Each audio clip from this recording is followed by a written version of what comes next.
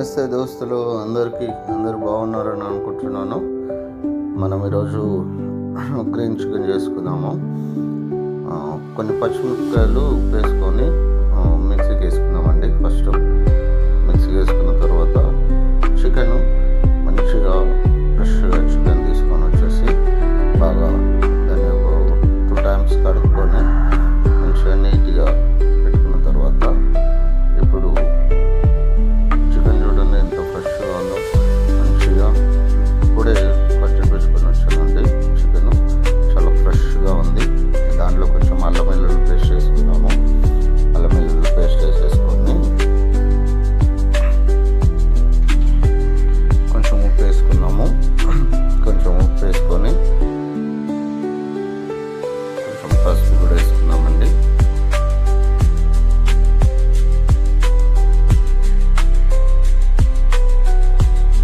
మీకు తెలుసు ఎంత వేయాలి ఏంటి అనేది, ఎంత క్వాంటిటీ ఎంత అనేది. నేను ఇప్పుడు 1.5 kg చికెన్ వండుతున్నాను.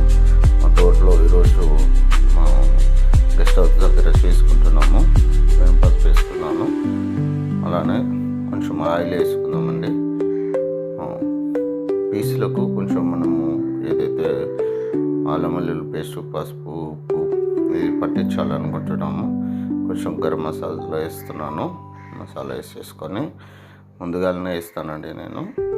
సో కొంచెం మసాలా వేసేసుకొని మీకు అంటే కొంచెం నేను ప్యాకెట్ తోటి వేస్తున్నాను కాబట్టి ఎక్కువ వేస్తున్నట్టు అనిపిస్తుంది. జస్ట్ నేను ఎక్కువ ఏమి వేయట్లేదు.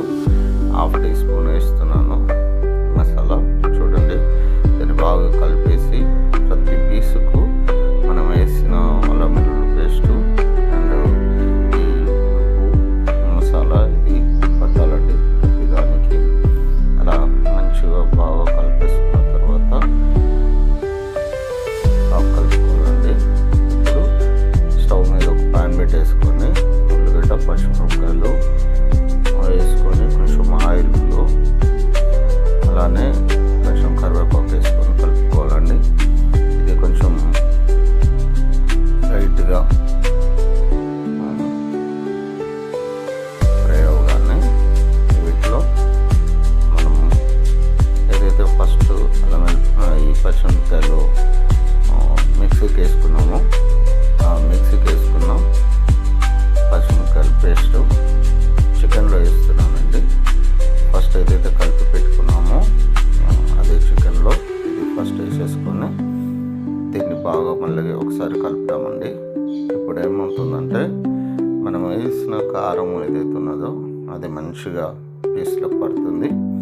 కాబట్టి మంచిగా అది చేతితో మంచిగా కలుపుదామండి. మంచిగా చేతితో కలిపేసుకొని బాగా అది ప్రతి పీసుకు కారం వెళ్ళాలి. అలా వెళ్తే చాలా టేస్టీగా ఉంటుంది.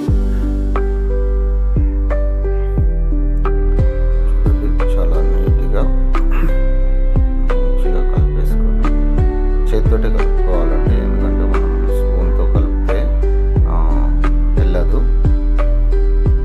పీసులు అన్నిటికీ మంచిగా పట్టదు.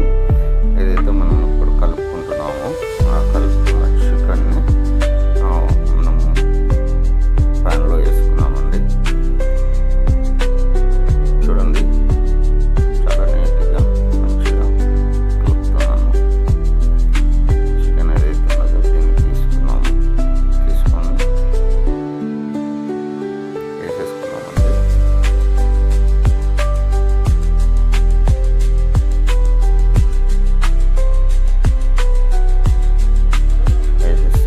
చికెన్ మంచిగా వేసేసుకున్న తర్వాత ఒకసారి ఇది కూడా మళ్ళీ కలుపుదామండి.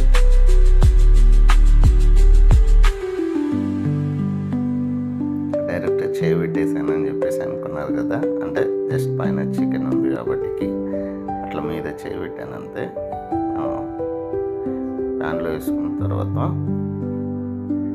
మనము గంటతో మంచిగా కలుపుకున్నామండి. కలిపేసుకొని కొద్దిసేపు ఒక 5 minutes అలా మూత పెట్టేసి వదిలేద్దామండి. మూత పెట్టేసి వదిలేస్తే అది మంచిగా అవుతుంది. కొంచెం మనం వాటర్ వేయాల్సిన అవసరం లేదు ఇంకా, ఎందుకంటే చికెన్లోనే వాటర్ వస్తుంది కాబట్టి